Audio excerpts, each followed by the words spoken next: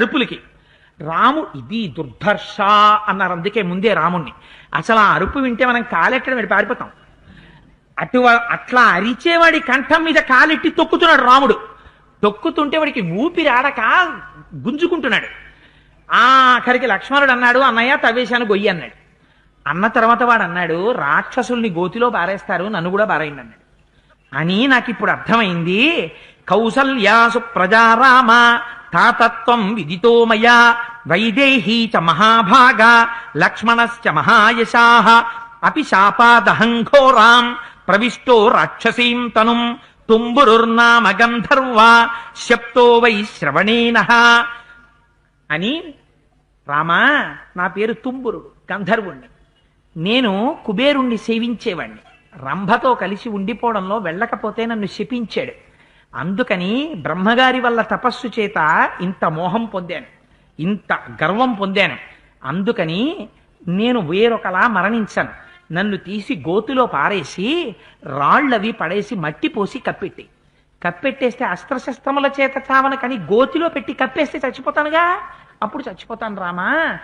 ఇప్పుడు నాకు అర్థమైంది, నేను శాప విమోచనం ఎలా జరుగుతుందని అడిగాను. ఏనాడు రాముడొచ్చి నీతో యుద్ధం చేస్తాడో ఆనాడు శాప విమోచనం అని చెప్పాడు.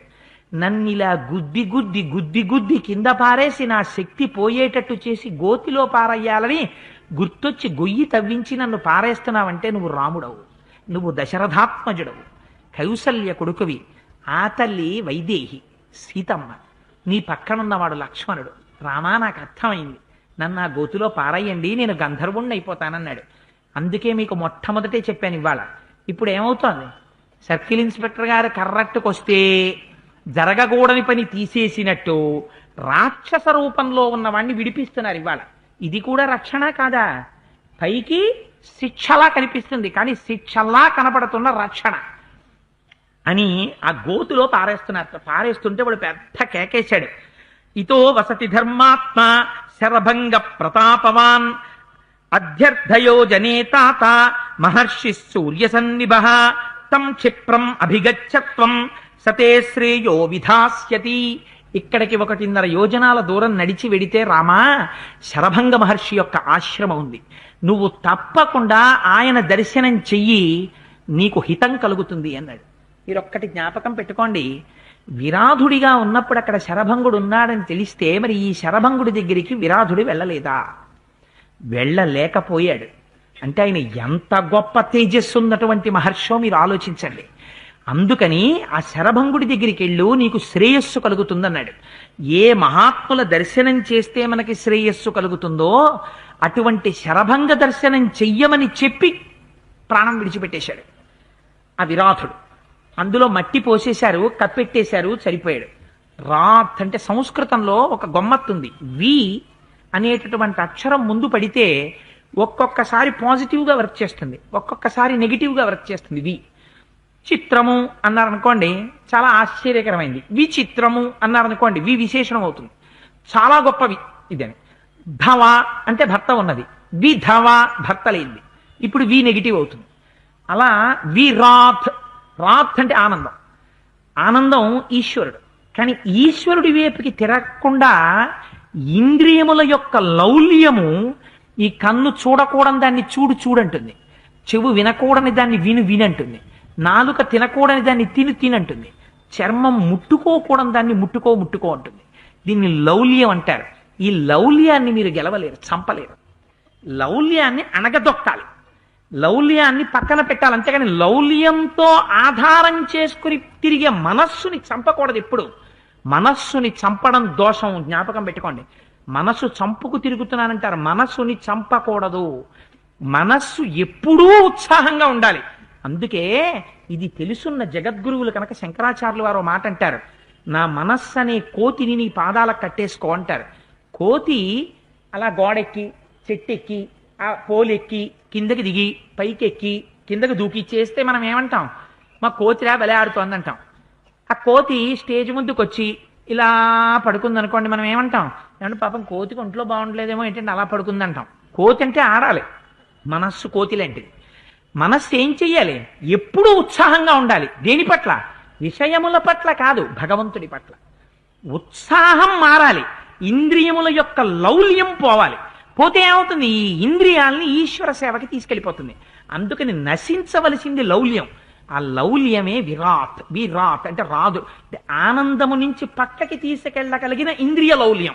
ఆ లౌల్యాన్ని పాతి పెట్టాలి భూమిలో. అది లేకపోతే పైకి వస్తుంది. అది మీరు లౌల్యాన్ని పట్టుకుని చిత్తక్కొట్టేస్తాను కన్నా, చూడకూడని టీవీ చూస్తానంటావు, అక్కర్లేని సీరియల్స్ అని కళ్ళజోడు తీసేసి కండ్రెప్ప పైకెత్తే పటా 2 దెబ్బలు కొట్టేశారనుకోండి కంటిని, మీరే వెళ్ళాలి మళ్ళీ ఆప్తమాలజిస్ట్ దగ్గరికి. అయా నిష్కారణంగా కొట్టేసుకున్నానండి. ఎందుకు కొట్టావు చెప్పలేరు. ఏం చెప్తారు? టీవీ చూస్తానంటోందండి, కొట్టేశానండి కంటిని అన్నారు అనుకోండి. పెచ్చా వెర్రా, నా దగ్గరికి కాదు, ముందు సైకాట్రిస్ట్ దగ్గరికి పోమంటాడు ఆయన. అందుకని మీరు కొట్టవలసింది కంటిని కాదు, దేన్ని కొట్టాలి? ఇంద్రియమునకున్న లౌల్యమును కొట్టాలి. చూడాలనుకుంటున్నటువంటి ఆ లౌల్యాన్ని పాతి పెట్టాలి. అది పైకి వచ్చేస్తుంది మళ్ళీ. దాన్ని గెలవడం తేలిక కాదది, అది రాక్షసీ ప్రవృత్తి. దాన్ని తొక్కి పెట్టాలి. ఎలా? పైన రాముడి యొక్క పాదం పెట్టి నులమాలి. రాముడంటే ఎవరు? భగవానుడు. భగవానుడి యొక్క పాదం పడాలి. పడితే లౌల్యం పోతుంది, ఇంద్రియములు తిరిగిపోతాయి, ఈశ్వరుడి వైపుకి తిరిగిపోతాయి. అందుకని ఇప్పుడు మనస్సు యొక్క ఉత్సాహం ఇంద్రియాలని పట్టుకుని లౌల్యం పోతుంది, ఈశ్వర సేవ వైపుకి తిరుగుతాయి. అందుకని గోతిలో పెట్టి పాతి పెట్టాడు. పాతి పెడితే ఆయనేమయ్యాడు? నువ్వు శరభంగ దర్శనం చేయమన్నాడు. ఇప్పుడు మహాత్ముడెవడో గుర్తించిన మాట నోటి వెంట వచ్చింది. రాముణ్ణి శరభంగ దర్శనం ఇంతకన్నా ఏం ఉపకారం చేస్తాడు? నరుడిగా వచ్చాడు. నరుడిగా వచ్చినటువంటి వాడికి అభ్యున్నతి ఎలా కలుగుతుంది? మహాత్ముల యొక్క దర్శనం చేత కలుగుతుంది. మీరు త్రివేణి సంగమానికి వెళ్లి స్నానం చేసినటువంటి ఫలితం, ఒక మహాపురుషుణ్ణి చూసి ఇలా 2 చేతులతో నమస్కారం చేశారనుకోండి, మీ ఖాతాలో త్రివేణి సంగమ ఫలితం వేస్తారు. శివమహాపురాణంలో చెప్తారు. అందుకని త్రివేణి సంగమ ఫలితం ఎక్కడి నుంచి వస్తుంది అంటే, తన ఇంట్లో తండ్రి గారు నిత్యం పూజానుష్ఠానములను చేసుకునేటటువంటి మహాభక్తుడై ఉన్నాడు అనుకోండి, ఆయన మెడలో రుద్రాక్షమాలో తామరపూసలమాలో వేసుకుని ఈశ్వరుణ్ణి సేవించి సేవించి సేవించి పట్టుబట్ట కట్టుకుని పైకొస్తుండగా పూజామందిరంలోంచి వస్తున్నటువంటి తండ్రిని బిడ్డలు భార్య చూశారనుకోండి, త్రివేణి సంగమంలో స్నానం చేసిన ఫలితాన్ని వాళ్ళ ఖాతాలో వేస్తారు. అందుకే ఇంటి యజమానిని బట్టి ఇల్లుంటుంది. ఇంటి యజమానికి ఇవి అక్కర్లేదనుకోండి, అక్కర్లేకపోతే వాడిని చూసి ఏ ఫలితం వస్తుందో ఇంట్లో ఉన్న వాళ్ళకి. అందుకని దర్శనం చేత కూడా భర్త భార్యని బిడ్డల్ని ఉద్ధరించగలడు. ఎలా ఉండాలో తాను ఉండగలిగితే. అందుచేత శరభంగ దర్శనం చేయరామా అని చెప్పాడు. చెప్తే మహానుభావుడు రామచంద్రమూర్తి బయలుదేరి శరభంగ మహర్షి యొక్క ఆశ్రమానికి వెళ్ళారు. అక్కడ ఒక ఆశ్చర్యజనకమైనటువంటి విశేషం కనపడింది. ఏమిటా విశేషం అంటే, వాళ్ళు గేటు దాకా వెళ్ళారు. ఇంతకుముందేం కనబడ్డాయి? ఏదో కట్టినటువంటి నారచీరలు కనబడ్డాయి, హోమాలు కనబడ్డాయి, అగ్నిహోత్రాలు కనబడ్డాయి, వేదఘోష వినపడింది. ఇవేం కనపడలేదు. ఇప్పుడు ఒక చిత్రమైన సన్నివేశం కనపడింది. ఏమిటి కనపడిందిట? సమీపే శరభంగస్య దదర్శ మహదద్భుతం విభ్రాజమానం వపుషా సూర్యవైశ్వానరూపమం. ఆకాశంలో ఒక రథం నిలబడి కనపడింది. పోనీ భూమి మీద నిలబడలేదు. ఎక్కడుంది? ఆకాశంలో ఉంది, ఆశ్రమానికి పైన. దానికి ఆకుపచ్చటి గుర్రాలు కట్టున్నాయి. దాని మీద ఆచ్ఛాదనం ఉంది, గొడుగు. ఆ గొడుగు సూర్యుడో చంద్రుడో వచ్చి గొడుగుగా ఉన్నాడా అనిపిస్తోంది. అలా ఉంది. రథమంతా సూర్యుళ్ళ మెరిసిపోతోంది. దాని చుట్టూ కొన్ని వందల మంది, అందరికీ 25 ఏళ్ళే. అందరూ 25 సంవత్సరాల వయస్సున్న వాళ్ళు పెద్ద పెద్ద ఖడ్గాలు కట్టుకుని దివ్యమైన తేజస్సుతో ప్రకాశించిపోతూ నిలబడున్నారు. పక్కన వింజామరలు పట్టుకుని దేవతా స్త్రీలు నిలబడున్నారు. అందులో ఆసనం ఉంది, అది ఖాళీగా ఉంది. అందులో ఎవరో కూర్చోవాలి. ఆయన ఏడని చూశాడు రాముడు. శరభంగ మహర్షి దగ్గరికి వచ్చి మాట్లాడుతున్నాడు. ఆయన భూమి మీద నిలబడి లేడు, భూమి మించి పైకి గాలిలో నిలబడి ఉన్నాడు. నిలబడి శరభంగ మహర్షితో మాట్లాడుతున్నాడు. ఆశ్చర్యపోయి రాముడు 4 అడుగులు వేసిన వాడు గబగబా వెనక్కెళ్ళి, లక్ష్మణ ఇలారా ఇలారా ఇలారా అని తీసుకొచ్చాడు. నీకు గుర్తుందా, మనం వేదంలో మంత్రాలు చెప్పుకునే వాళ్ళం కదా, ఆ వేదంలో ఇంద్రుణ్ణి పిలుస్తాం. ఇంద్రుణ్ణి పిలిచినప్పుడు ఆకుపచ్చని గుర్రములు కట్టినటువంటి రథం మీద వచ్చేటటువంటి ఇంద్ర అని పిలుస్తూ ఉంటాం. పురాణ ఇంద్రుడు వేరు, వేదములో చెప్పబడే ఇంద్రుడు వేరు. ఆయన పరమైశ్వర్యయుక్తుడు. అందుకే రాముణ్ణి ఎక్కడ చెప్పినా ఇంద్ర శబ్దంతో చెప్తుంటారు. అందుచేత అదిగో ఆ ఇంద్రుడు వచ్చాడు ఇవాళ. అదిగో ఆ ఇంద్రుడు మాట్లాడుతున్నాడు శరభంగ మహర్షితోటి. మనం ఇంతమంది వెళ్ళిపోకూడదు గబుక్కుని. అందుకని సీత లక్ష్మణ మీ ఇద్దరు ఇక్కడ ఉండండి, నేను శరభంగ మహర్షి దగ్గరికి వెళ్ళి ఆ ఇంద్రుణ్ణోసారి చూస్తానన్నాడు. అని దగ్గరకు వస్తున్నాడు రాముడు నడిచి. వస్తుంటే చూసేశాట. ఎవరు చూశాడు? ఇంద్రుడు చూశాడు. చూసి ఒక మాట అన్నాడు, ఇహోపయాత్వసౌ రామో యావన్మాం నాభిభాషతే నిష్టాం నయతు తావత్ తతో మాం ద్రష్టుమర్హతి. రాముడు వచ్చేస్తున్నాడు. రాముడి వంక నేను చూడను, రాముడితో మాట్లాడను. ఎప్పటి వరకు? రాముడు గొప్ప దేవకార్యాన్ని సాధించవలసి ఉంది. రావణాసుర సంహారం చేస్తాడు. ఆ దేవకార్యం సాధించిన తర్వాత రాముణ్ణి అభినందించడానికి వస్తాను. అందుకని ఇప్పుడే మాట్లాడను. ఇప్పుడే మాట్లాడితే ఏమో ఆయన నరుడిగా ఉన్నాడు, నేను ఇంద్రుడిగా ఉన్నాను, గబుక్కుని ఆ విషయ ప్రస్తావనలో ఆయన యొక్క నరత్వాన్ని దాటిన రీతిలో నేను మాట్లాడచ్చు. ఎందుకు వచ్చిన గొడవ? అందుకని ఇప్పుడు మాట్లాడను. రావణ సంహారం అయిన తర్వాత మాట్లాడతాను. ఇది లోపల ఉన్నటువంటి విషయం. పైకేమన్నాడు? దేవకార్యం కోసం వస్తున్నాడు రాముడు దండకారణ్యంలోకి, కార్యం అయిపోయిన తర్వాత మాట్లాడతాను, అప్పుడు కనపడతాను. మహర్షి సెలవు. రాముడు వచ్చేస్తున్నాడు, అందుకని నేను బయలుదేరుతున్నాను అని గబగబా బయలుదేరి అక్కడి నుంచి వెళ్ళిపోయి రథం ఎక్కి ఆకాశంలో వెళ్ళిపోయాడు స్వర్గలోకానికి. ఇది చూశాట రాముడు. వచ్చి గబగబా వెనక్కి వచ్చి సీతమ్మని లక్ష్మణస్వామిని తీసుకుని శరభంగ మహర్షి ఆశ్రమంలోకి వెళ్ళాడు. ఒకనాడు ఈ జాతిలో మహర్షులంటే ఎటువంటి రీతిలో ఉండేవారో చూడండి. ఎవరు వచ్చేవారు మహర్షుల దగ్గరికి అంటే వాళ్ళు వీళ్ళు కాదు, దేవేంద్రుడు వచ్చాడు శరభంగ మహర్షి దగ్గరికి. ఇది శరభంగ మహర్షి అంటే. అటువంటి వాడొచ్చి రథం దిగి ఆయన ముందు నిలబడి నమస్కరిస్తూ మాట్లాడేవాడు శరభంగ మహర్షితో. ఏం మాట్లాడాడో చెప్తాడు శరభంగ మహర్షి. ఎంత చిత్రంగా ఉంటుందో చూడండి. రాముడు వచ్చి రెండు చెవులు పట్టుకుని ప్రవర చెప్పి అహం భో అభివాదయే అని నమస్కారం చేశాడు. రాముణ్ణి వచ్చాను, ఇంద్రుడంతటి వాడు దేవకార్యం మీద వచ్చాడని వెళ్ళాడు, కానీ వాళ్ళ నరుడిగా ఉన్నాడు. శరభంగ మహర్షి యొక్క ఆశీర్వచనం కావాలి, అందుకని నమస్కారం చేశాడు. సీతమ్మ నమస్కారం చేసింది, లక్ష్మణుడు నమస్కారం చేశాడు. శరభంగుడు అన్నాడు, అహం జ్ఞాత్వా నరవ్యాఘ్ర వర్తమాన మదూరతః బ్రహ్మలోకం నగచ్ఛామి త్వామదృష్ట్వా ప్రియాతిథిం త్వయాహం పురుషవ్యాఘ్ర ధార్మికేణ మహాత్మనా సమాగమ్య గమిష్యామి త్రిదివం దేవసేవితం అక్షయానరసార్తూల మయా లోకాజితా శుభాః బ్రాహ్యాశ్చ నాకపృష్టాశ్చ ప్రతిగృహ్ణీష్వమామకాన్. రామా, నాకు తెలుసోయ్ నువ్వు వస్తున్నావని, నేను గ్రహించాను నువ్వు దగ్గరికి వస్తున్నావని. ఇంద్రుడు ఎందుకు వచ్చాడో తెలుసా? నేను నా తపశ్శక్తితో బ్రహ్మలోకాన్ని ఇంద్రలోకాన్ని అన్నింటినీ గెలుచుకున్నాను. నన్ను తీసుకెళ్లడం కోసమని ఇంద్రుడు స్వయంగా వచ్చాడు. నిన్ను తీసుకెడతాను రథం ఎక్కమని. నేనన్నాను ఇప్పుడు కుదరదు, నాకు ప్రియమైన అతిథి వచ్చాడు. ఎందుకని? వాళ్ళు త్రికాల వేదులు, ఎప్పుడు ఏం జరుగుతోందో వాళ్ళకి తెలుసు. రాముడు వచ్చాడు, ఆ రాముడికి ఆతిథ్యం ఇవ్వాలి. అటువంటి ప్రియ అతిథి, అందుకని ఆయన వచ్చాడు. నరుడి రూపంలో ఉన్న ఆయనెవరో ఋషులు కనిపెడతారు. ఋషి రూపంలో ఉన్న తాను శ్రీ మహావిష్ణువుగా ప్రకటించాడు. అలా అయితే ఋషి లేచి స్తోత్రం చేయాలి. తాను నరుడిగా, అందుకే రామాయణం నేను 1కి 10 మార్లు చెప్తున్నాను, నరుడి కథ కానీ వినండి, లేకపోతే అది మనకి ప్రయోజనం ఉండదు. అందుకని ఆయన ప్రవర చెప్పి నమస్కారం చేశాడు శరభంగుడికి. ఆయన అన్నాడు, నువ్వు విష్ణువువి అని ఆయన అనలేదు. ఆయనేమన్నాడు, నువ్వు వస్తున్నావని నాకు తెలుసు, నువ్వు నాకు ప్రియ అతిథివి. ఎందుచేత?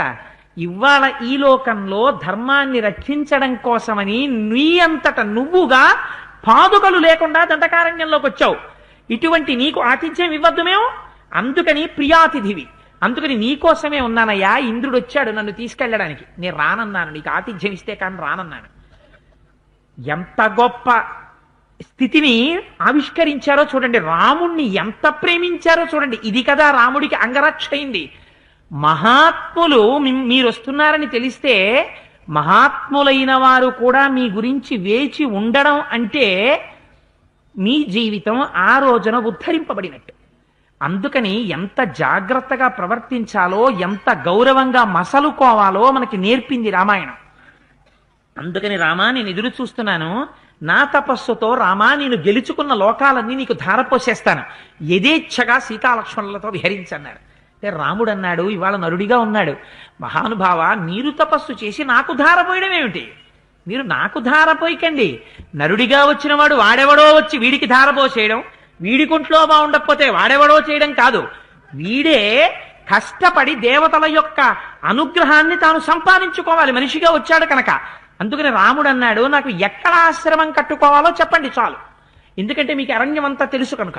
ఎక్కడ నేను ఆశ్రమం కట్టుకుంటే ప్రశాంతంగా ఉంటుందో ఆ ప్రాంతం చెప్పండి, అక్కడ నేను ఆశ్రమం కట్టుకుని తపస్సు చేసి నేనే సంపాదిస్తాను ఆ లోకాలన్నీ, అందుకని మీ దగ్గరికి వచ్చానన్నాడు.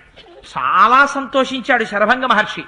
చెప్పాడు, ఇక్కడికి దగ్గరలో సుతీక్ష్ణుడు అనేటటువంటి మహర్షి ఉన్నారు, ఆ సుతీక్ష్ణ మహర్షిని నువ్వు దర్శనం చేయి రామా. ఇప్పుడు ఏం చేస్తున్నారు, ఒక మహర్షి తాను చెప్పట్లేదు, ఇంకొక మహర్షి దగ్గరికి పంపిస్తున్నాడు. ఎందుకని? ఇన్ని ఆశ్రమాలు తొక్కినటువంటి పుణ్యం రాముడి ఖాతాలో పడాలి. ఇంతమంది మహర్షులు రామా విజయీభవ, నువ్వు ఎందుకు వచ్చావో మాకు తెలుసు, రామా నువ్వు లోకంలో కార్యాన్ని సాధిస్తావని ఆశీర్వచనాలు చెయ్యాలి, ఈ ఆశీర్వచనాలన్నీ రాముడికి అంగరక్ష అవ్వాలి, అయితే రావణ సంహారం చెయ్యాలి. అందుకని శరభంగుడే ఉంటున్నాడు. ఇక్కడికి దగ్గరలో సుతీక్ష్ణుడు కూడా ఉన్నాడు, ఒక్కసారి నువ్వు అక్కడికి కూడా వెళ్ళి సుతీక్ష్ణుడి దర్శనం కూడా చెయ్యి అని, రామ నీకు ఒక విచిత్రమైన కార్యం చూపిస్తాను, అలా నిలబడి చూడు. నా ఒళ్ళు చూశావా, జర్జరీభూతం అయిపోయింది, ముడతలు పడిపోయింది, పాము కుబుసం విడిచిపెట్టినట్టు శరీరం పొరలు రేగిపోతోంది. ఈ శరీరాన్ని అగ్నిహోత్రంలో వ్రేల్చేస్తాను. ఏంటి వ్రేలుస్తాం మనం? అగ్నిహోత్రం పెట్టి హోమం చేసేటప్పుడు హవిస్సుని తీసుకెళ్లి అందులో వేస్తాం. ఈ శరీరాన్ని కూడా నేర్పుతున్నారు ఋషులంటే మనకి. శరీరం వదిలిపెట్టినప్పుడు ఎలా వదిలిపెట్టాలో నేర్పాడు శరభంగ మహర్షి. ఈ శరీరం ఉన్నన్నాళ్ళు ఇది ఈశ్వరానుగ్రహానికి, ఈశ్వరుడి యొక్క కార్యంలో ఓపికన్నన్నాళ్ళు ఇది తిరగాలి. ఇది ఒకనాడు జర్జరీభూతం అయిపోతుంది, దీనికి వ్యాధి వస్తుంది, ఇది ముసలిదైపోతుంది. ముసలిదైపోయినటువంటి శరీరం వెళ్ళిపోతుంటే ఈ శరీరాన్ని పడగొట్టి ఆత్మ నిష్క్రమించేస్తుంటే దీని మీద వ్యామోహంతో వెర్రేడిపి ఏడవకూడదు, దీన్ని వ్రేల్చాలి అగ్నిహోత్రంలో. అంటే ఈశ్వరుడి ఆరాధన చేసి చేసి చేసి చేసి చేసి చేసి చిట్ట చివర దీన్ని విడిచిపెట్టడం అంత తేలికగా విడిచిపెట్టేయగలగాలి. అవును, నేను ఇది కాదు ఇందులో ఉండడానికి వచ్చాను, ఇందులో ఉండి దీన్ని ఎందుకు వాడాలో దానికి వాడేశాను, అమ్మయ్య అయిపోయింది, ఇంకా దీన్ని వదిలిపెట్టేస్తున్నాను. అప్పుడు ఏమైపోయింది? ఇది కూడా. అందుకే మనం ఏం చేస్తాం, శరీరాల్ని తీసుకెళ్లి అగ్నిహోత్రంలో దహిస్తాం. దహిస్తే వచ్చేటటువంటి పొగ పీల్చకూడదు, నీతి శాస్త్రం నిషేధించింది. బాలార్క ప్రేత ధూమశ్చ, ఉదయం సూర్యుడి యొక్క ఎండ పడుతుండగా ప్రయాణం చేయకూడదు, శవం మించొస్తున్న పొగ పీల్చకూడదు. కానీ ఇప్పుడేమైంది, మీరు నించోండి నేనేం చేస్తానో చూడండి అన్నాడు. శరీరాన్ని అగ్నిహోత్రంలో వేస్తున్నాడు. ఎలా వేస్తున్నాడు? మన శరీరాలు ఒకడు పట్టుకెళ్ళి వేసేస్తాడు, ఇంకెలాగో లేచి తిరగదని. ఆయన తనంత తాను వేస్తున్నాడు. ఎందుకని? ఇంకా దీని అవసరమేం లేదు, అయిపోయింది దీనికి పని. ఇంద్రుడు వచ్చి పిలిచాడు, రమ్మన్నాడు, వస్తానుండు రాముడికి ఆతిథ్యం ఇచ్చొస్తానన్నాడు. అయిపోయిందిగా రాముడికి ఆతిథ్యం ఇవ్వడం. అంతేకాని ఇంకా ఆతిథ్యం అంటే ఇంతకన్నా ఏమిటి? నువ్వు నా దగ్గరికి వచ్చావు, ఒకటి అడిగావు, సుతీక్షణుండి కలుసుకోమని చెప్పాను, ఏ మహాపురుషుల దర్శనం నీకు అవ్వాలో అది నేను చెప్పేశాను, ఇంకా అయిపోయింది ప్రయోజనం, ఇంకుండక్కర్లేదు, ఇంకా వెళ్ళిపోతాను. మళ్ళీ అస్తమానం ఇంద్రుడే మళ్ళీ రారాటకుని అనక్కర్లేదు, వెళ్ళిపోవడానికి ఇంకా ఈ శరీరాన్ని వదిలిపెడుతున్నాను, అందుకని అగ్నిహోత్రంలో వ్రేల్ చేస్తున్నాను. అయిపోయింది కాలం, ఇందాకనే అయిపోయింది, కానీ ఇంద్రుడు వస్తే రానన్నాను అంతే అని మహానుభావుడు ఒక్కసారి అగ్నిహోత్రంలో నెయ్యి వేసేట. అగ్నిహోత్రం పెద్ద వెలుగు వెలిగింది. వెలగగానే ఒక్కసారి తన శరీరాన్ని అందులో వేశాడన్నారు. తను దూకేయడం లేదు, తను దూకితే శరీరం తానన్న భావన, తన శరీరాన్ని అందులో వేశాడంటే తాను ఆత్మగా ఉండి దీన్ని సమిధ వేసినట్టు వేశాడు, స్వాహ అంటూ. ఇప్పుడు ఏమైంది? దీన్ని వేరుగా చూశాడు. ఇది దహనమే. ఎలా దహింపబడింది? యజ్ఞంలో హవిస్సుగా కాలుతోంది. ఇప్పుడు దేవతలు స్వీకరిస్తారు, అక్కడ కాలిస్తే ఇలా ఉత్తరీయాలు అడ్డెట్టుకుని ఎడతాం. సావడం కూడా, శరీరం వదలడం కూడా ఎంత పవిత్రంగా వదిలేరో చూడరా. అందుకుని ఋషులయ్యారా, దేవేంద్రుడు వచ్చి నిలబడి మాట్లాడెళ్ళాడు. అటువంటి శరభంగుణ్ణి నీకు మానసిక దర్శనం చేయిస్తున్నాడు మహర్షి. ఆయనకేమిచ్చి రుణం తీర్చుకుంటావు నువ్వు? ఆయన పేరు విన్నంత మాత్రం చేత పాపాలు పటాపంచలవుతాయి. అటువంటి మహానుభావుడి పేరు 10 మాటలు పలికిస్తున్నారు, 10 మాటలు ఆ ఆశ్రమ దర్శనం చేయిస్తున్నారు. శరీరాన్ని అందులో వ్రేల్చేట, ఆయన అగ్నిహోత్రంలో వేసేట. వేసే తస్య రోమాని కేశాంశ్చ దదాహాగ్నిర్మహాత్మనః జీర్ణాం త్వచం తథాస్తీని యచ్చమాం సంసశోణితం రామస్తు విస్మితో భ్రాత్ర భార్యయా చ సహాత్మవాన్. రాముడు సీతమ్మతో లక్ష్మణుడితో ఆశ్చర్యపోయి చూస్తూ ఉండిపోయేట. దేన్ని? ఒక దర్భ హవిస్సు వేశామనుకోండి, పొగ రాకూడదు యజ్ఞగుండంలోంచి, అదే పనిగా వేయకూడదు, దానికి ఒక నియతి ఉంటుంది, మంత్రం అలా నడవాలి. ఇంత లోతు ఉంటుందని ఉంటుంది యజ్ఞవేదికి. అందులోకి హవిస్సు పట్టి వేస్తుంటే స్వాహ అని వినపడగానే ఏకకాలమనందు పడాలి. హవిస్సు, నెయ్యి, దర్భముక్క పడుతుంటే అగ్ని జాజ్వల్యమానమై పైకి లేస్తూ ఉండాలి. నెయ్యి పడుతుంటే అందులో కాలుతూ ఉండాలి. కాలుతున్న పదార్థం కనపడుతూ ఉంటుంది, అందులోంచి దివ్యమైన ధూమం వస్తుంటుంది. అలా కాలిపోతున్న శరీరాన్ని చూస్తున్నట్ట.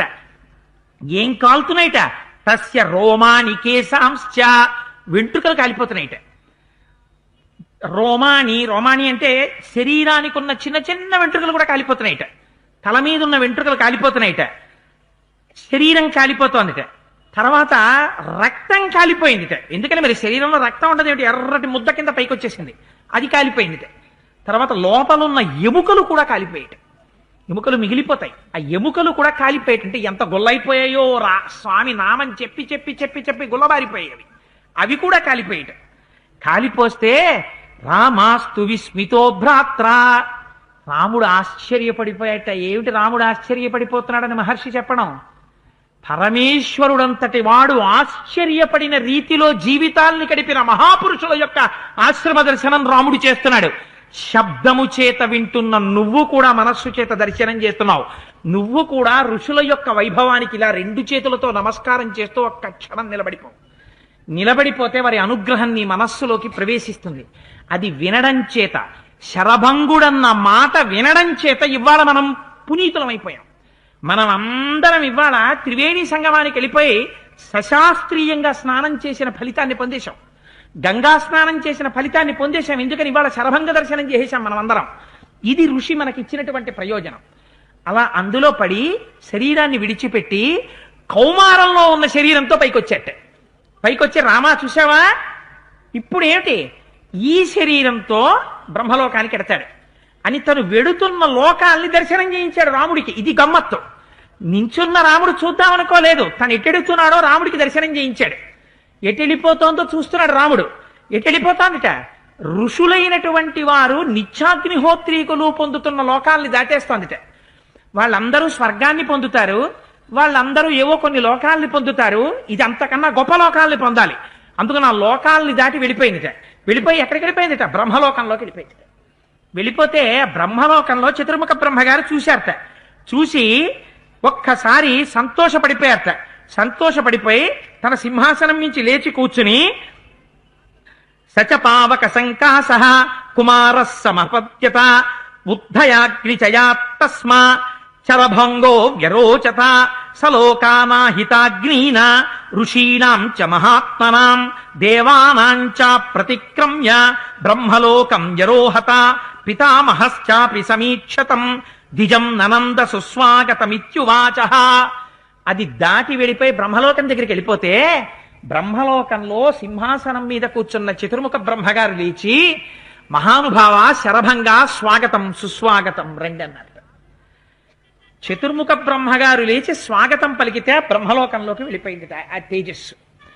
అలాంటి తపస్సు చేసినటువంటి శరభంగుడి యొక్క ఆశ్రమాన్ని చూశాట మహానుభావుడు రాముడు. విస్మయం పొందాట ఆ స్థితిని చూసి. ఇది శబ్దంతో వాల్మీకి మహర్షి మనకు అందిస్తున్నారు. ఏమి అదృష్టం అండి! అందుకే రామాయణం విను, దేవతల అనుగ్రహం లభిస్తుంది. రామాయణం విను, పితృదేవతల అనుగ్రహం లభిస్తుంది. రామాయణం విను, నీకు అన్ని కోరికలు తీరుతాయంటారు. ఎందుకని? అవి వినడం చేత పాపరాశి ధ్వంసం అవుతుంది. ధ్వంసం అయితే ఏమవుతుంది? మన కోరికలు తీరుతాయి. అంటే పిచ్చ కోరికలు కావు. మనకి భగవంతుడు ఏ కోరిక తీరితే మనం ఉద్ధరింపబడతామో అవి ఆయన తీరుస్తాడు. దానికి యోగ్యత పొందుతాం. అందుచేత ఇది చూశాట. చూసిన తర్వాత శరభంగుడు వెళ్ళిపోయాడు. శరభంగాశ్రమంలో ఉండేటటువంటి ఋషులు కొంతమంది ఉన్నారు. ఎవరు వాళ్ళందరూ అంటే వాళ్ళందరికీ పేర్లేం ఉండవు. కానీ మీరు వాళ్ళ లిస్టు వింటే చాలా ఆశ్చర్యపోయి ముక్కున వేలేసుకుని, ఎప్పుడైనా మీరు ఖాళీగా ఉన్నప్పుడు అరణ్యకాండ తీసి సర్గలు చదువుకున్నారనుకోండి, అలా కళ్ళు మూసుకుని కాసేపు ధ్యానం చేశారనుకోండి, అసలు ఏమిట్రా వాళ్ళు అలా ఎలా ఉంటారా మహానుభావులు అని అంతే, రామాయణం తన ఫలితాన్ని తాను ఇచ్చేస్తుంది. అందుకే అంత గొప్పదైంది రామాయణం.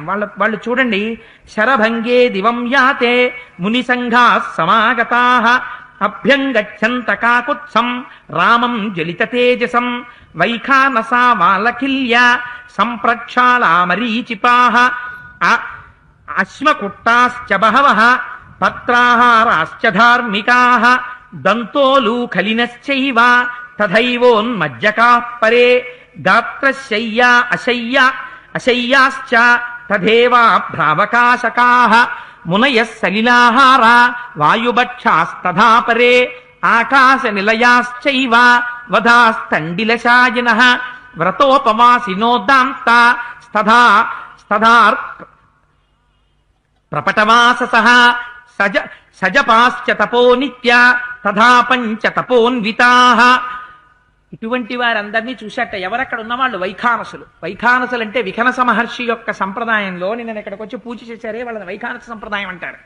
వెంకటాచలం, శ్రీరంగం మొదలైనటువంటి పెద్ద పెద్ద క్షేత్రాలన్నింటిలో ఆ విఖనస మహర్షి యొక్క సంతానంగా వచ్చినటువంటి వైఖానసులే ఆరాధన చేస్తూ ఉంటారు. వాళ్ళది చాలా గమ్మత్తుగా ఉంటుంది వాళ్ళ జీవితం. వాళ్ళు తల్లిగారు కడుపులో బిడ్డడు ఉండగానే 7వ నెలలోనో 6వ నెలలోనో, ఇక్కడే ఉన్నారు మన రామాలయంలో ఉన్న అర్చక స్వామి కూడా వైఖానస సంప్రదాయానికి చెందిన వారి. పాయసంలో ఆ శంఖ చక్రాలు పెట్టి తీసి ఆ పాయసం తినిపిస్తారు. ఆ పాయసం తినడం చేత లోపల ఉన్నటువంటి బిడ్డకి అంత గొప్ప తేజస్సు కలుగుతుంది అని. అందుకే వాళ్ళు శ్రీరంగాది క్షేత్రాలు, తిరుమల మొదలైన క్షేత్రాల్లో దివ్యమూర్తుల్ని ఆ లోపల ఉండేటటువంటి ప్రధానమైనటువంటి స్వామిని ముట్టుకుని అర్చన చేసేటటువంటి అధికారాన్ని ఇప్పటికీ వైఖానస కుటుంబాలకే ఉన్నాయి. చేత అంత గొప్పవాళ్ళు. అందుకని ఆ వైఖానసులు ఉన్నారట. వాళ్లతో పాటుగా కొంతమంది ఉన్నారట. వాళ్ళు ఎప్పుడైనా ఆకలేస్తే బయటికి వచ్చి చెట్ల నుంచి కింద పడిపోయినటువంటి ఎండుటాకులు మాత్రమే తింటారట. వాళ్ళు పచ్చాకు తినరు. ఏమో ఆ పచ్చాకుని ఏ పచ్చన్నా గబుక్కుని తోస్తే కింద పడిందేమో, అది పడకూడని ఆకు, ఇంకా కొంత జీవితం ఉన్న ఆకు ఒకరి యొక్క ప్రమేయం చేత ఎవడో చెట్టెక్కితే గబుక్కున ఆకు కింద పడిందేమో అర్ధంతరంగా, దాన్ని తింటే కొంత పాపం వస్తుంది. అందుకని వాడు పచ్చాకు కూడా తినరట. వాళ్ళు ఎండిపోయిన ఆకులు కడుపు నిండడానికి ఆ ఆకులు మాత్రమే తీసుకుని తింటారట. కొందరు ఇలా నోరు తెరిచి సూర్యకిరణాలని చంద్రకిరణాలని తింటారట, దాని మీద బతుకుతారట. కొంతమంది నోరు తెరిచి అంటారట, మనం ఏమిటి అలా తింటున్నాడు అనుకుంటాం, వాయుభక్ష ఆయన గాలి తింటారట. కొంతమంది దోషిటితో నీరు పట్టి తాగుతారట, ఆ నీటితో బతుకుతారట. కొంతమంది అసలు భూమి మీద శరీరాన్ని అంతటినీ ఇలా పడుకోబెట్టారట. ఎప్పుడైనా నిద్ర వస్తే తమ శరీరంలో ఉన్న అవయవాలనే పడకగా మార్చేస్తారట. అంటే బహుశా మోకాళ్ళ మీద మోచేతుల మీద ఇలా పడుకుంటాడు అనమాట, ఏ నంది లేగవు. కొంతమంది నిలబడే నిద్రపోతారట, శరీరాన్ని భూమి మీద కూడా పెట్టారట అసలు. కొంతమంది అసలు కిందకి దిగట, చెట్టు మీదే కూర్చుని తపస్సు చేస్తుంటారు, ఆ చెట్టు మీద బతుకుతుంటారు వాళ్ళు. కాకినాడ వచ్చినప్పుడు చంద్రశేఖర పరమాచార్యులు వారు కూడా గాంధీనగరం పార్కులో చెట్టు మీద కూర్చుని కొంతసేపు తపస్సు చేశారు. అందుకని చెట్టు మీద కూర్చుంటారట వాళ్ళు. కొంతమంది ఇంకా చిత్రమైనటువంటి విషయం, అసలు దర్భలు పరుచుకుని ఎప్పుడు దర్భల మీదే కూర్చుంటారట వాళ్ళు, దర్భల మీదే పడుకుంటారు, దర్భల మీదే ఉంటారు, ఎప్పుడు పవిత్రం. ఎందుకు అంటే అంత కర్మనిష్ఠులు వాళ్ళు, ఎప్పుడు ఈశ్వరానుగ్రహం కోసమని అంత మహోగ్రమైనటువంటి తపస్సులు చేస్తున్న వాళ్ళు. వీళ్ళందరూ ఎక్కడున్నారు అంటే శరభంగ మహర్షిని నమ్ముకుని ఆ శరభంగ మహర్షి చుట్టూ ఉంటారు గుంపులు గుంపులుగా. శరభంగుడు వెళ్ళిపోయాడు. అందుకని వీళ్ళందరూ గబగబా బయలుదేరి ఆ రామచంద్రమూర్తి యొక్క చుట్టూ చేరారట. ఆయన యొక్క తేజస్సు చూస్తున్నారట. తేజస్సు చూసి ఆ రామచంద్రమూర్తితో మాట్లాడతారు. ఏమని? మహానుభావ, మమ్మల్ని రక్షించాలని రేపటి రోజున ఒక అద్భుతమైనటువంటి శరణాగతి చేస్తారు. ఇటువంటి మహర్షులు రాముడితో మాట్లాడితే ఎలా ఉంటుందో, రాముడేం మాట్లాడతాడో దాని అందం ఎలా ఉంటుందో రేపు ఆవిష్కరించేటటువంటి ప్రయత్నాన్ని చేస్తాను. పరమేశ్వర స్వరూపమైన సభకి నమస్కారం. నిన్నటి రోజు కార్యక్రమాన్ని పూర్తి చేసేసరికి శరభంగ మహర్షి యొక్క ఆశ్రమాన్ని చేరుకున్నటువంటి వారై రామచంద్రమూర్తి ఆ మహర్షి యొక్క తేజస్సుని, ఆయన యొక్క వైభవాన్ని దర్శనం చేసి ఆయన యొక్క ఆశీర్వచనాన్ని పొందారు. అయితే మీరు అరణ్యకాండలో ఒక్క విషయాన్ని చాలా జాగ్రత్తగా జ్ఞాపకం పెట్టుకుంటూ ఉండండి మనస్సులో. రాముడు అందరినీ ఒకే ప్రశ్న అడుగుతూ ఉంటాడు. రాముడు ఏ ఆశ్రమానికి వెళ్ళినా ఋషులు అంటూ ఉంటారు, నేను తపస్సు చేసి అనేక లోకాల్ని గెలిచాను, ఈ లోకాలన్నీ రామా నీకు ధర పోసేస్తాను, నువ్వు సీతాలక్ష్మణ సహితుడవై యథేచ్ఛగా విహరించు అంటారు. రాముడు అంటాడు, నాకు అక్కర్లేదా లోకాలు, నేనే స్వయంగా తపస్సు చేసి ఆర్జించుకుంటాను, కానీ తపస్సు చేసుకోవడానికి అనువైనటువంటి ఒక స్థలాన్ని నాకు చూపించండి అంటుంటాడు. ఇలా 10 ఏళ్ళు గడుస్తాయి, చూపించిన వాడు కనపడడు. ఎందుకు చూపించరు, కారణం ఏమిటి? ఇది మీరు మనస్సులో పెట్టుకుని ఉండండి. దాన్ని అలా ఎక్కడికి వెళ్ళిన తర్వాత రాముడి విడుతుందో మీరు చూస్తూ ఉందరుగా. మహర్షి అంతర్లీనంగా పెట్టినటువంటి ఒక గొప్ప ప్రశ్న. దీన్ని ఎవరు పరిష్కరిస్తారో, ఎవరు చూపిస్తారో దారి, వాళ్ళకి రామాయణం మీద అధికారం ఉంది. రామావతార ప్రయోజనం ఏమిటో వారికి తెలుసు కాబట్టి రామావతార ప్రయోజనం నెరవేరడానికి కావలసినటువంటి ప్రదేశాన్ని చూపించగలిగినటువంటి సమర్థుడు ఆయన అయి ఉంటాడు. అందుకని ఎవరు చెప్తారో చిట్ట చివర రాముడు ఎక్కడుండాలో, అది ఎలా నడుస్తుందో వ్యవహారం మీరు గమనిస్తుందరు. కానీ సరే, శరభంగ మహర్షి తన యొక్క శరీరాన్ని అగ్నిలో వ్రీల్చారు. ఆయన మహోన్నతమైనటువంటి లోకాల వైపుగా బయలుదేరి బ్రహ్మలోకాన్ని చేరుకున్నారు. చతుర్ముఖ బ్రహ్మగారు తన ఆసనంలోంచి లేచి స్వాగతం అని ఆయనకి స్వాగతం పలికారు. ఆ తర్వాత ఆయన బ్రహ్మలోకాన్ని చేరుకున్నారు. ఈ విషయాన్ని చెప్పిన తరువాత అక్కడ ఉండేటటువంటి మహర్షుల గురించి నిన్న మనం ఒక మాట చెప్పుకున్నాం. వైఖానసులతో మొదలుపెట్టి వాయుభక్షకులైన వారు, జలభక్షకులైనటువంటి వారు, భూమి మీద పడుకునేవారు, తమ శరీరాన్ని మాత్రమే శయ్యగా మార్చుకోగలిగినటువంటి వారు, సూర్యకిరణాల్ని తినేవారు, చంద్రకిరణాల్ని తినేటటువంటి వారు, చెట్టు మీద కూర్చుని తపస్సు చేసేటటువంటి వారు, ఇలా కొంతమంది నిలబడి మాత్రమే నిద్రపోయేవారు, కొంతమంది ఎండుటాకులు మాత్రమే భక్షించేవారు, ఇలా రకరకాలైనటువంటి నియమములతో తపస్సు చేసేటటువంటి తేజోమూర్తులైనటువంటి ఋషులందరూ శరభంగ మహర్షి తన శరీరాన్ని విడిచిపెట్టి ఊర్ధ్వలోకములను చేరిపోయిన తరువాత ఆ రామచంద్రమూర్తి చుట్టూ చేరి ఒక మాట చెప్తారు. ఈ ఒక్క మాట, ఈ ఒక్క శ్లోకం ఎంత గొప్పగా ఉంటుందో చూడండి. వాళ్ళు అంటారు, న్యస్తదండావయం రాజన్ జితక్రోధా జితేంద్రియా రక్షితవ్యాస్త్వయా శశ్వద్గర్భభూతాస్తపోధనా అంటారు. రామ, మాకు తపశ్శక్తి ఉంది, మేము ఆర్జించిన తపశ్శక్తి. ఈ తపశ్శక్తితో మేము రాక్షసుల్ని నిగ్రహించగలం. మేము ఆ రాక్షసుల్ని మీరు బూడిదైపోండి అంటే వాళ్ళు బూడిదైపోతారు, సందేహం ఏం లేదు. మాకంత తపశ్శక్తి ఉంది. కానీ మేము జితక్రోధులం, మాకు కోపాన్ని జయించాం. అందుచేత వారు వచ్చి మా శరీరాన్ని బాధ పెడతారు.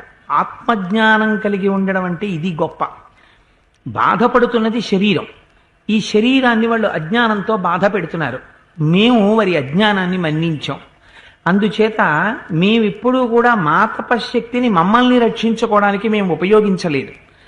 నువ్వు మమ్మల్ని రక్షించాలి. నేనెందుకు రక్షించాలి అని నువ్వు అంటావేమో. నువ్వు క్షత్రియుడివి, విశేషించి రాజకుమారుడివి. అందుచేత రక్షించవలసినటువంటి ధర్మం నీ మీదుంది. నువ్వు ధర్మం తెలుసున్నవాడివి. ధర్మం తెలుసున్నవాడివి కనుక తండ్రి గారు చెప్పినటువంటి మాటకి కట్టుబడి రాజ్యాన్ని తృణీకరించి అరణ్యవాసానికి వచ్చావు. ఇంత ధర్మమూర్తివి కనుక, ధర్మం తెలుసున్నవాడివి కనుక నిన్ను అడుగుతున్నాం. అందుచేత నువ్వు మమ్మల్ని రక్షించాలి. మేము ఎటువంటి వారం, ఎటువంటి ఉపమాన ప్రయోగం చేశారో చూడండి. అమ్మ కడుపులో ఉన్నటువంటి పిండం లాంటి వాళ్ళం. అమ్మ కడుపులో ఉన్న పిండాన్ని ఎవరు రక్షించాలి? అమ్మ రక్షించాలి. అమ్మ కడుపులో ఉన్నటువంటి పిండానికి ఏదైనా అపకారం జరిగిందనుకోండి, జరిగితే ఆ పిండం ఎవరికి చెప్పుకుంటుంది? ఎవ్వరికీ చెప్పుకోలేదు, ఏమీ చెయ్యలేదు. ఎందుకు చెయ్యలేదు? తనకు అపకారం జరుగుతోందని గ్రహించగలిగినటువంటి స్థితి ఒకవేళ లోపల ఉన్న పిండానికి ఏర్పడినా, అంత స్థాయిలో లోపల ఉన్నటువంటి శిశుస్వరూపం పెరిగినా అది నోరి విప్పి చెప్పలేదు, తనని తాను రక్షించుకోలేదు. అందుకని దాన్ని సమస్త కాలములయందు రక్షించవలసినటువంటి బాధ్యత ఎవరికి ఉంటుంది? అమ్మకుంటుంది. కడుపులో పెట్టి చూసుకోవాలి. ఎందుకు చూసుకోవాలి? తను తప్ప వేరొక రక్షకులు లేరు. అమ్మ కడుపులో ఉండగా నాన్నగారు ఎంత పెద్ద రాజైనా కావచ్చు, లోకాన్నంతటినీ రక్షించేవాడు కావచ్చు, అమ్మ కడుపులో ఉన్న శిశువుని రక్షించడం అమ్మకే చెల్లు. నాన్న రక్షించలేడు. సమస్త లోకాల్ని రక్షించచ్చు. తన కొడుకైనా తన భార్య కడుపులో ఉండగా తాను కాదు రక్షకుడు, తన భార్యే. అమ్మే రక్షించాలి. అలా నువ్వు మాకు తల్లి లాంటి వాడివి. మేము నీ కడుపులో ఉన్న బిడ్డల్లాంటి వాళ్ళం. మాకు ఒకరికి చెప్పడం కూడా చేత కాదు. ఎందుకని? మేము ఋషులం. ఎవరికి చెప్పుకుంటాం? మేము శరణాగతి ఎవరికి చేస్తాం? నువ్వు రాజువి, రాజకుమారుడివి, క్షత్రియుడివి, ధర్మం తెలుసున్నవాడివి. నువ్వు ఇవాళ అరణ్యవాసానికి వచ్చావు, అందుకని నీకు చెప్పుకుంటున్నాను రామా, అందుకని నువ్వు మమ్మల్ని రక్షించాలి. ఎంత గొప్ప మాటో చూడండి. ఈ మాటకి రాముడు కరిగిపోయాడు. ఇది ఎవరి మీద ప్రభావం చూపిస్తోంది? ఈ మాట సీతమ్మ తల్లి మీద చూపిస్తోంది ప్రభావం. తపశ్శక్తితో ఉన్నవాణ్ణి, తపస్సును ఆచరిస్తున్నవాణ్ణి, తనంత తాను తన తపశ్శక్తితో రక్షించుకోని వాణ్ణి రక్షించడానికి రాముడు సర్వకాలముల యందు సిద్ధంగా ఉంటాడు. ఇప్పుడు సీతమ్మకి ఈ విషయం బాగా అర్థమవుతోంది కాబట్టే సుందరకాండలో తల్లి ఓ మాట చెప్తుంది. రావణ, నిన్ను నేను సంహరించలేక కాదు, నేను తపస్సు పాటిస్తున్నాను, నన్ను నేను రక్షించుకోనంటుంది. అరణ్యకాండ అనేక పాత్రల మీద తన ప్రభావాన్ని చూపించింది. చేత అరణ్యకాండ వింటున్నప్పుడు మనకి కూడా అందులో ఉండేటటువంటి ధర్మం ఏమిటో, భగవంతుడి నుంచి రక్షణ మనం ఎప్పుడు పొందగలమో మనం తెలుసుకోవడంలో సమర్థులమై ఉండాలి. అందుకని వాళ్ళు అన్నారు, విశ్రుత స్త్రిషులోకేషు యశసా విక్రమేణ చ పితృభక్తిశ్చ సత్యంచ త్వయి ధర్మశ్చ పుష్కళః. రామా, నీ దగ్గర పుష్కళంగా ధర్మం ఉంది. నీకు సత్యం యొక్క స్వరూపం తెలుసు, ధర్మము యొక్క స్వరూపం తెలుసు. సత్యధర్మములను రెండింటినీ అనుష్ఠానం చేయడము తెలుసు. తండ్రి వాక్యమునకు కట్టిబడి అరణ్యానికి వచ్చావు, అందుకని నిన్ను మేము శరణాగతి చేస్తున్నాం, అందుకని నువ్వు మమ్మల్ని రక్షించాలి. ధర్మం తెలియని వాడి దగ్గరికి వెళ్ళి రక్షిస్తే మాత్రం ఎందుకు రక్షిస్తాడు? నీకు ధర్మం తెలుసు కనుక మేము అడుగుతున్నాం. అన్నిటిని మించి అధర్మ సుమహాన్నాథ భవేత్ తస్యతు భూపతేః యో హరేత్ బలిషడ్భాగం నచ రక్షతి పుత్రవత్. బిడ్డలని ఎలా రక్షించాలో రాజు మమ్మల్ని అలా రక్షించాలి. ఋషులని, అరణ్యాలలో ఉన్నవాళ్ళని ఎందుకు రక్షించాలి? నాగరికుల్ని, నగరంలో ఉన్న వాళ్ళని రక్షిస్తాం. మీరెక్కడో అరణ్యాలకు వెళ్ళిపోయి మీరు తపస్సు చేసుకుంటుంటే మేము చేసే తపస్సులో 6వ భాగం నువ్వు రక్షించినా రక్షించకపోయినా వచ్చి నీ ఖాతాలో పడిపోతోంది. అందుచేత మేము కూడా ఒక రకంగా పన్ను కడుతున్న వాళ్ళతో సమానం. కాదు, యత్ కరోతి పరం ధర్మం మునిర్మూలఫలాశనః తత్ర రాజ్ఞశ్చతుర్భాగః ప్రజా ధర్మేణ రక్షతః. ఈ విషయాన్ని తెలుసుకుని రాజు కనుక ఒకవేళ తపస్సు చేసుకుంటూ కందమూలములను తింటూ లోకము జోలికి రాకుండా బ్రహ్మములను తెలుసుకోవాలనేటటువంటి తాపత్రయంతో ఉన్నటువంటి జితేంద్రియులైన తపస్సు చేసుకునేటటువంటి వారిని రక్షించడమునందు పూనిక చూపిస్తే, అటువంటి రాజుకి ఈ తపస్సు చేసుకునేటటువంటి వారి తపస్సులో 4వ భాగం వెళ్ళి ఖాతాలో పడుతుంది. అందుచేత నువ్వు ప్రయత్నపూర్వకంగా పుణ్యాన్ని ఆర్జించుకోవలసిన వాడివి, సుక్షత్రియుడవై. ఎందుకని 4వ వంతు నువ్వు సంపాదించుకోలేకపోయావు అంటే ఖచ్చితంగా మా తాలూకా కష్టం తెలుసుకుని కూడా నువ్వు నిర్లక్ష్య ధోరణి వహించిన వాడు అవుతావు. అందుచేత రామా, నువ్వు మమ్మల్ని రక్షించాలి. సోయం బ్రాహ్మణ భూయిష్టో వానప్రస్థగణో మహాన్ త్వన్నాథో నాథవద్రామ రాక్షసైర్బాధ్యతే భృశం. నువ్వు మాకు నాథుడవు. నాథుడంటే ఎవరు? రక్షించేటటువంటి వాడు, భరించేటటువంటి వాడు ఎవరున్నాడో వాడిని నాథ అని పిలుస్తారు. నువ్వు మాకు రక్షకుడిగా ఉన్నావు అని మాకు విశ్వాసంగా ఉంది. కానీ రాక్షసులు అనుకుంటున్నారు మేము అనాథలం అనుకుంటున్నారు. వీళ్ళు అనాథలు, వీళ్ళని రక్షించేవాడేవాడు, అందుకని మేము వీళ్ళని భక్షించేస్తాం అని చెప్పి వాళ్ళు మమ్మల్ని భక్షిస్తున్నారు, మా శరీరాల్ని తినేస్తున్నారు, మా శరీరాల్ని హింసిస్తున్నారు. మేము యాగం చేస్తుంటే రక్తమాంసములు తెచ్చిపోస్తున్నారు. నిష్కారణంగా ప్రచ్ఛన్న రూపాల్లో ఆశ్రమాల్లోకి వచ్చి మేము కొంచెం ప్రమత్తమై ఉన్న సమయాన్ని చూసి మమ్మల్ని గాయపరుస్తున్నారు, మమ్మల్ని తినేస్తున్నారు, ఋషుల్ని నిష్కారణంగా చంపేస్తున్నారు. ఏమిటి వాళ్ళకి కోపం? వాళ్ళ జోలికి ఏమైనా వెడతారా? వెళ్ళరు.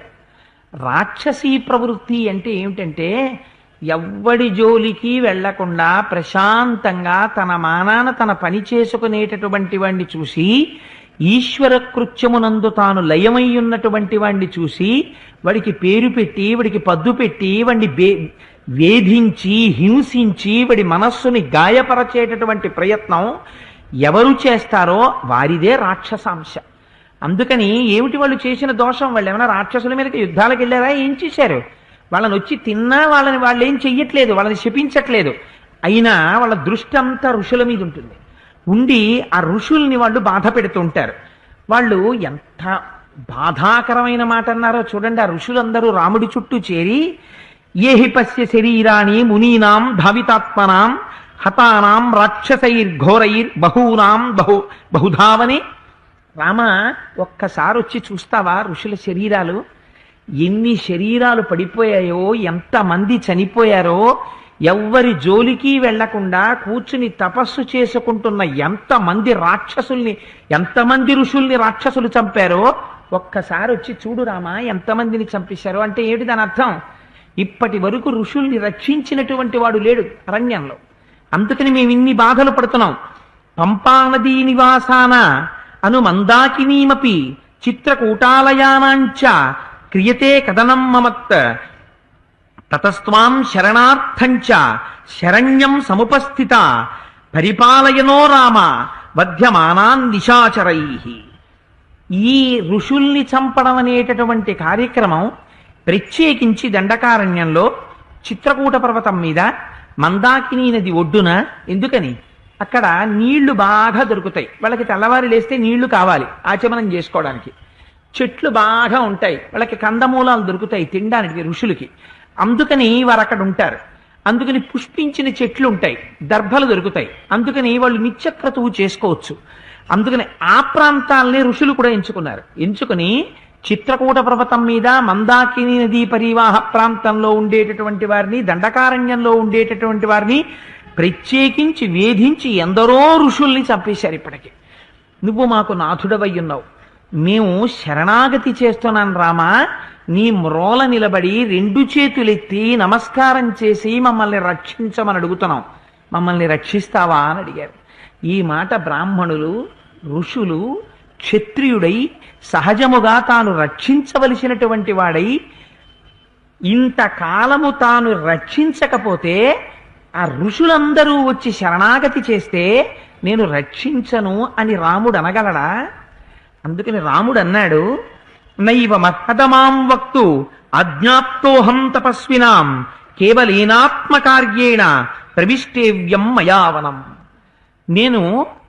నన్ను మీరు ఎప్పుడూ కూడా అలా శరణాగతి చెయ్యకూడదు. మీరు మహర్షులు. ఇక్కడే రామాయణం యొక్క అందం చూడాలి మీరు. ఇది శ్రీ మహావిష్ణువుగా ఉంటే శరణాగతి సజ్జ ఫలితాన్ని ఇచ్చేస్తుంది. కానీ రాముడు నరుడిగా ప్రవర్తిస్తున్నాడు.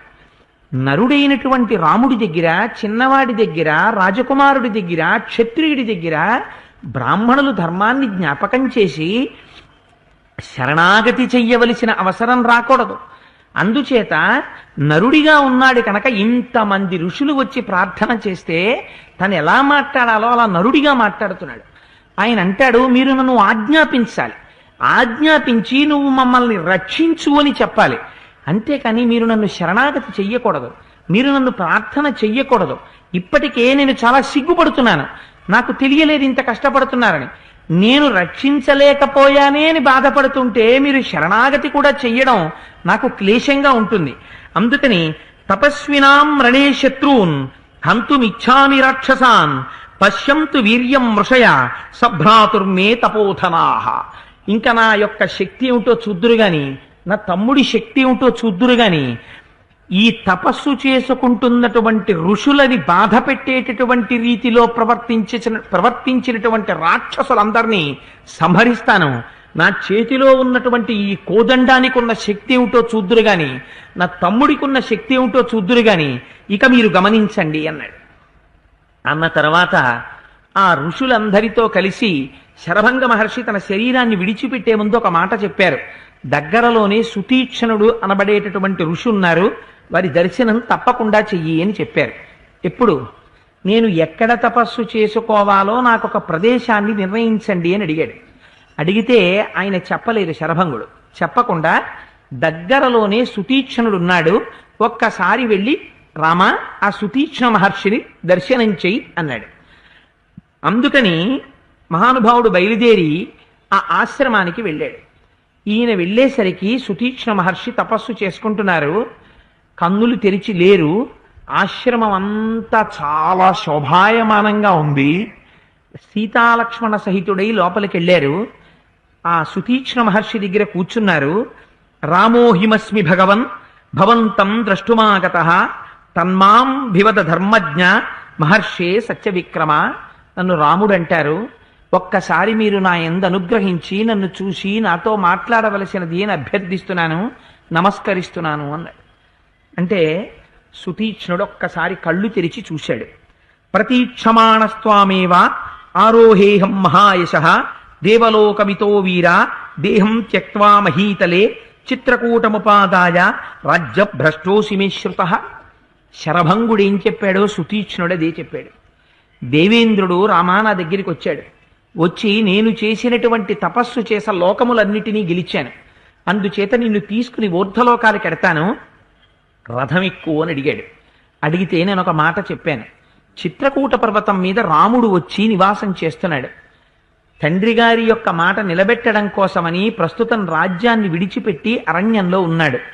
ఆ రాముడి దర్శనం చేసిన తరువాత నాకు ప్రియమైన అతిథి కనుక రామునికి ఆతిథ్యమిచ్చి తర్వాత నేను వస్తానని చెప్పాను. అందుచేత రామా నేను నీ దర్శనం కోసమే నేను వేచి ఉన్నానయ్యా అన్నారు. ఎందుకని? ఋషులకు తెలుసు ఆయన నడుస్తున్నటువంటి పరబ్రహ్మము అని. కానీ మాట్లాడేటప్పుడు మాత్రం బాహ్యంలో పైకి అలా మాట్లాడరు. ఎందుకని? నరుడిగా ఉన్నాడు, తాను ఋషిగా ఉన్నాడు.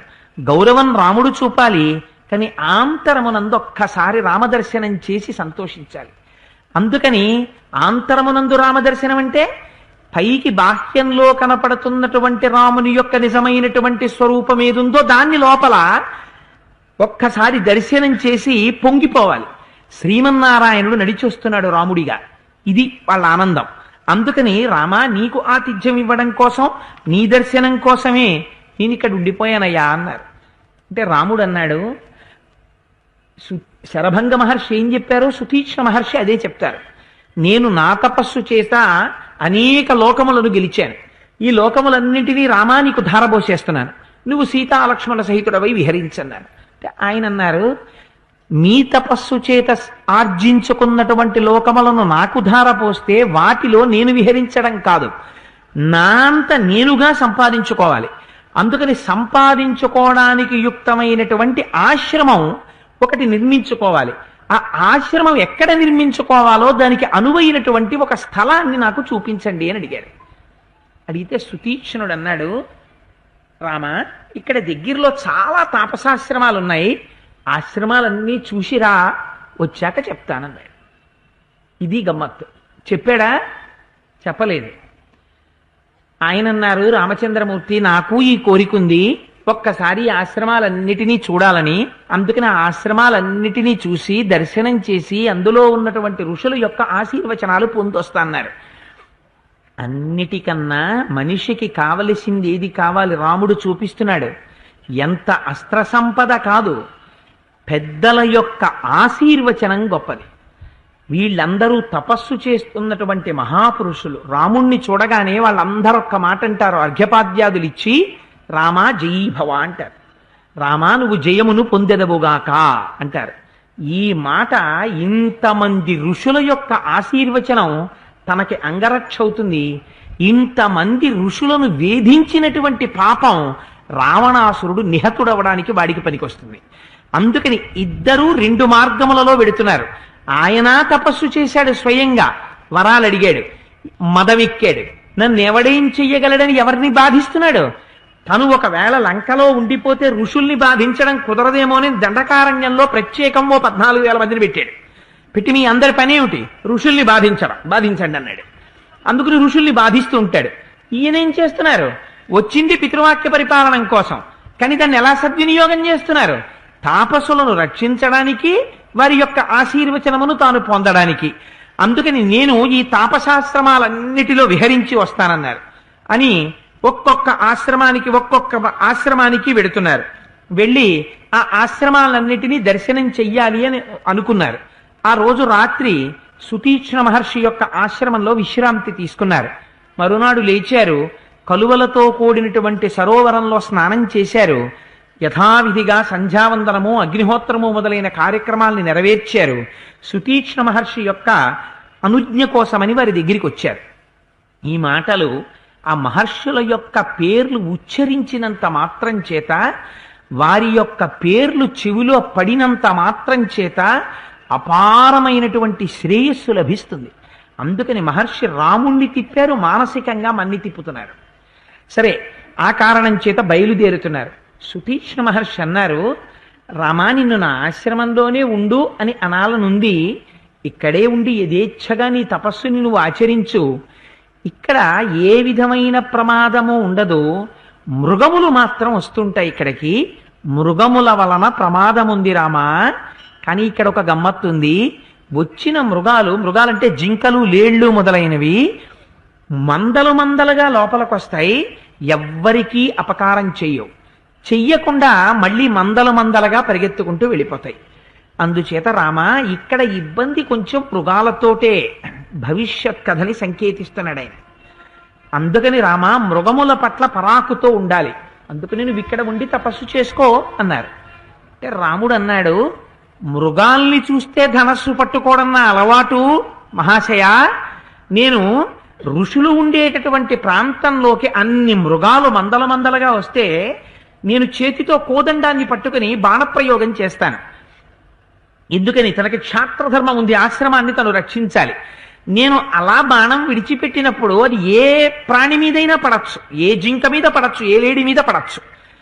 నీకు ఏ ఒక్క జింక మీదో ఏ లేడి మీదో ఆ పారిపోతున్న ప్రాణుల్ని చూసి వాటి మీద నీకు అప్పుడు దయ కలగచ్చు. తేడా చెప్తున్నాడు. ఒకరు రక్షకత్వంతో ఉన్నవారు, ఒకరు బ్రహ్మజ్ఞానంతో ఉన్నవారు. నీకు భేదం కనపడదు, నాకు నిన్ను రక్షించాలన్న తాపత్రయం ఉంటుంది.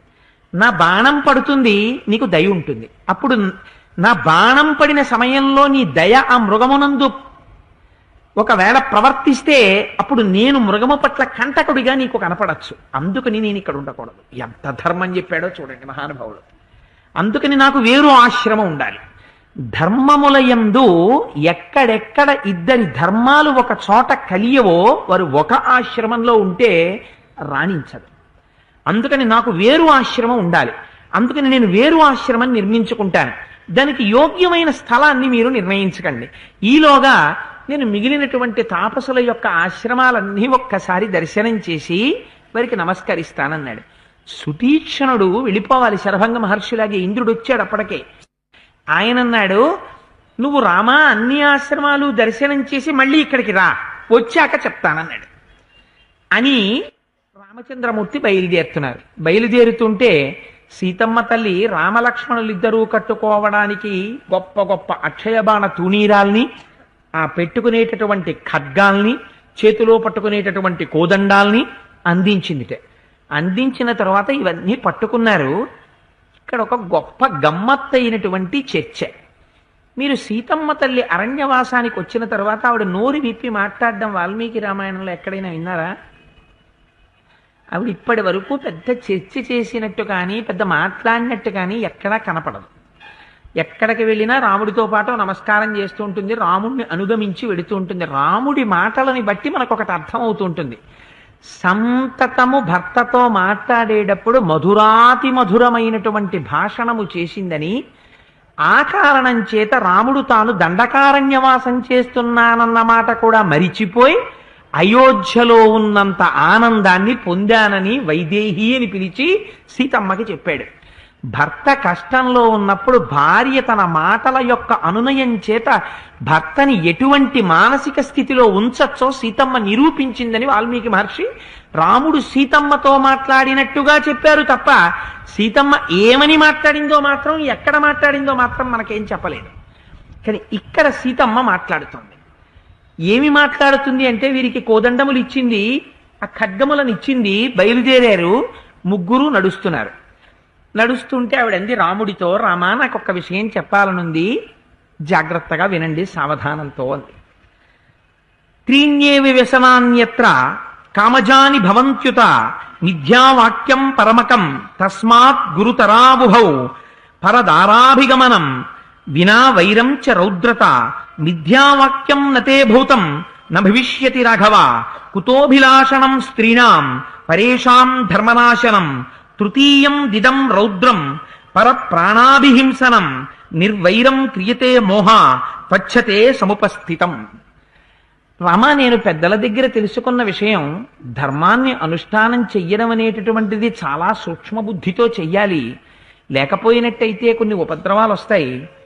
మీరు ధర్మాచరణము కోసమని, తండ్రికి ఇచ్చిన మాట కోసమని అరణ్యానికి వచ్చారు కదా, 14 సంవత్సరములు అరణ్యవాసం కదా మీరు చెయ్యాలి. మీరు తాపసిగా ఉండాలని కదా ఈ జటామండలం కట్టుకున్నారు. కానీ మనిషికి సహజంగా కామము ఉండి, కామము చేత 3 దుర్గుణములు కలుగుతాయి. ఈ 3 దుర్గుణములు కామము చేత జనితములే.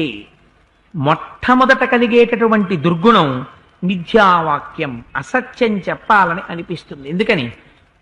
అసత్యం చెప్పడం అంటే తను చెప్తున్నప్పుడు తనకి తెలుసు తాను ఇది చెయ్యడని తెలిసి తను చెప్తాడు, అయ్యో తప్పకుండా నేను చేసి పెడతాను కదా మాస్టర్, మీకేం బెంగలేదంటాడు. లోపల తెలుసు నేను ఇది పని చెయ్యను. మరి ఎందుకు చెప్పడం? ప్రస్తుతానికి వీడిని వదిలించేసుకోవాలి. అందుకని అసత్యం మాట్లాడతాడు. అందుకని మిథ్యావాక్యం పలకాలనేటటువంటి కోరిక ఎందుకు పుడుతుందంటే కామంలోంచి వచ్చేటటువంటి మొట్టమొదటి దోషం. అంటే వాడేమిటి? రాశీభూతమైన కామముగా ఉన్నాడు, అందుచేత మొదటి దోషం వచ్చింది. రెండో దోషం, అన్ని శరీరములు ఒక్కలాంటివే అయినా కేవలము ఈ కన్ను, ఈ మనస్సు కొంత విచక్షణని చూపించడం చేత ఒకనాడు పరస్త్రీని అనుభవించాలన్న కోరిక కలుగుతుంది. రామ, మీరు ఎన్నడూ అసత్యం చెప్పరు, మీరు ఇక ముందు కూడా అసత్యం పలకరు, నాకు తెలుసు. రెండవది, నేను మీ భార్యని రామా, నాకు బాగా తెలుసు, మీకు ఎన్నడూ పరస్త్రీ వాంఛలేదు, మీరు వేరొక స్త్రీని కన్నెత్తి కూడా అటువంటి భావనతో చూడరు. కానీ మూడవ దోషం ఇవాళ మీ యందు నాకు కనపడుతోంది. ఎంత అందంగా మాట్లాడిందో చూడండి. తృతీయం దిదం రౌద్రం పరప్రాణాభిహింసనం. ఈ మూడో దోషం, ఏ కారణము లేకుండా మన పట్ల అవతలవారు ఏ వైరము చెయ్యకుండా, వైరం లేకుండా, తగినంత కారణం లేకుండా అవతల వారిని హింసించాలని కోరిక పుడుతుంది, వాళ్ళని బాధ పెట్టాలి అని అనిపిస్తుంది. ఇవాళ మీ యందు నాకు ఆ దోషం కనపడుతోంది రామా అంది. ఎలా కనపడుతోంది అని అడుగుతారేమో.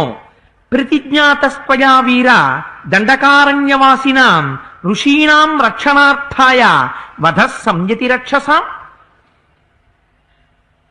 నాకు ఒక్క విషయం స్పష్టంగా అర్థమవుతోంది. మీరు నిన్నటి రోజున తాపసుల యొక్క ఆశ్రమాలకి వెళ్ళారు. వెళ్ళినప్పుడు తాపసులందరూ మీతో ఒక మాట చెప్పారు.